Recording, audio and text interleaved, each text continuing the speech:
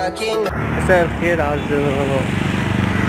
النهارده يوم 20 رمضان دي حلقة جديدة من حلقات يوميات جنرال. هتكلم معاكم النهارده. تخيل كده انت ماشي في الشارع وفجأة تيجي طيارة وتعدي حاجة اسود، ايه اللي انت هتحسه؟ طبعا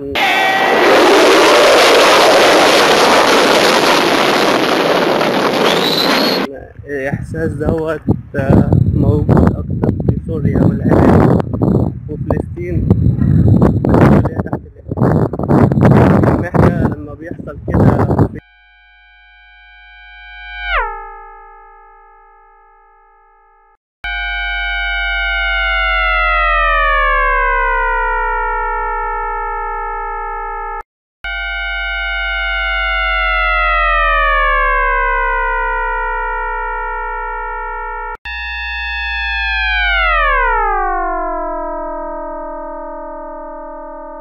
سنة مرة ولا مرتين يبقى في اختبارات الطيارات أو في تدريب، فالدنيا بتقوم وتقف على الموضوع ده.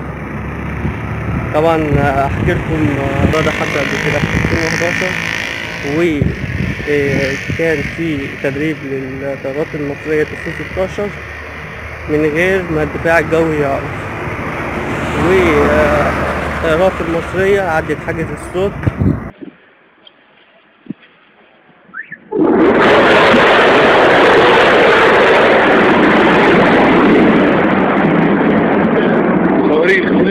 صواريخ والله طبعا عدت على القاهرة ومدن كتيرة في مصر، وعامل ذعر جامد قوي لسكان مصر. ساعتها الدفاع الجوي قدر ان هو يعرف الطيارات دي وتتلقط على الرادار، وادوا امر القيادة، والقيادة ساعتها ادت اوامر ان ده تدريب ومحدش يتعامل مع الطيارات دي. وكان ده طبعا نجاح جامد أوي للدفاع الجوي المصري. صرح المتحدث العسكري الرسمي للقوات المسلحة أن دوي الأصوات التي سمعت فجر اليوم بمحافظات القاهرة وبني سويف ودمياط والإسكندرية هي نتيجة اختراق حاجز الصوت جراء اختبارات وسائل الإنذار لقوات الدفاع الجوي والقوات الجوية في تأمين المجال الجوي المصري. ويؤكد المتحدث العسكري على أهمية الاطمئنان وعدم الانزعاج من ذلك. كان موضوع حلو يعني. دلوقتي أنا أكلمكم عن حاجة بخصوص لعبة جوه الأول.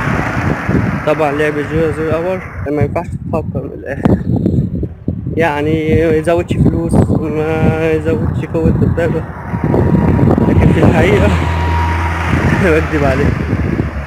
لعبة زيرو اور فيها هاكر، والهاكر اللي فيها دوت يعني بنسبة 99% الواحد لو استخدمه هيفوز في المعركة.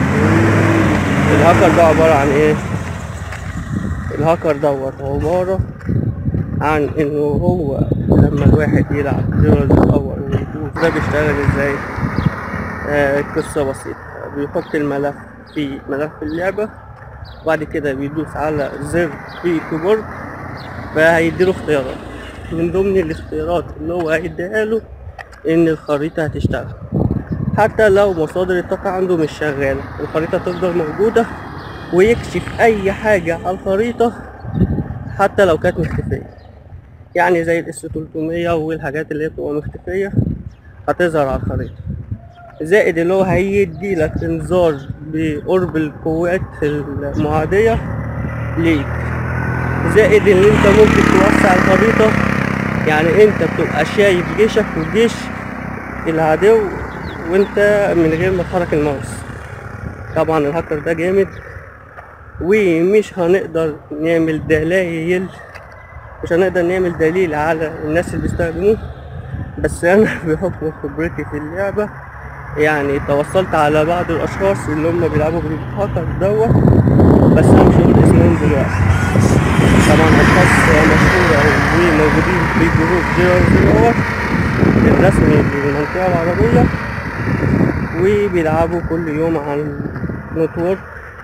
وهقدر اقول لكم اسمائكم بس في الحلقات الجديدة اللي هتكون بعد رمضان. طبعا انا عندي الهاكر، بس بالامانة وشرف ان انا قديم في لعب الجونر عمري ما استخدمته. الدليل ان انا اغلبية الوقت بلعب عشان استمتع باللعب، مش بلعب عشان اكسب واعمل استراتيجيات جديدة في لعب الجونر. تمام، ان شاء الله هقول لكم على الموضوع بتاع الهاكر ده مفصل في الحلقات الجديدة. تمام. انا عايزكم تحكوا قصة عن موقف حصل ليكم، يعني زي المواقف اللي قلت لكم عليها، زي اختراق حاجز الصوت. عايز تقولوا ايه الشعور اللي انتوا حسيتوا بيه عشان نحس شوية باللي بيحصل في سوريا والعراق. انا عايز اقول لكم ان الموضوع ده بجد صعب جدا. يعني ممكن طيارة واحدة لو عدت حاجز الصوت يخلي الواحد ما يسمعش لمدة دقيقتين. طبعا قبل الصوت اللي هيوصل لي، يعني انا مثلا دلوقتي ماشي طيارة ورايا وعدت حاجز الصوت، انا مش هقولكوا الصوت هيبقى عامل زي صوت جبار، تحس ان الجبل بيقع وراك، او تحس ان كمية زلط جامدة جدا نازلة من السقف. طبعا بعديها لمدة دقيقتين مش هتسمع. فدي الجيش الامريكي كان بيعمل الموضوع ده في العراق.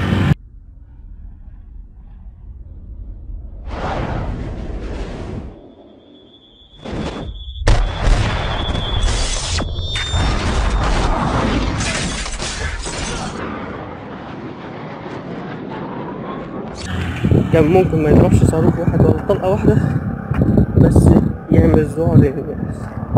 يا رب يكون الفيديو عجبكم. وطبعا الواحد صايم،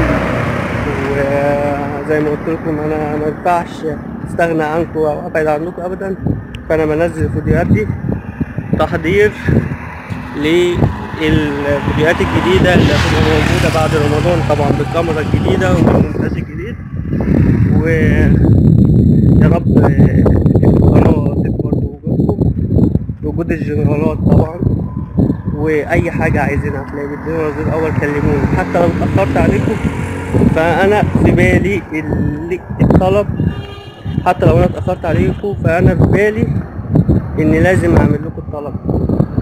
واحب اقول لكم ان في مود جديد نازل وهيكسر الدنيا.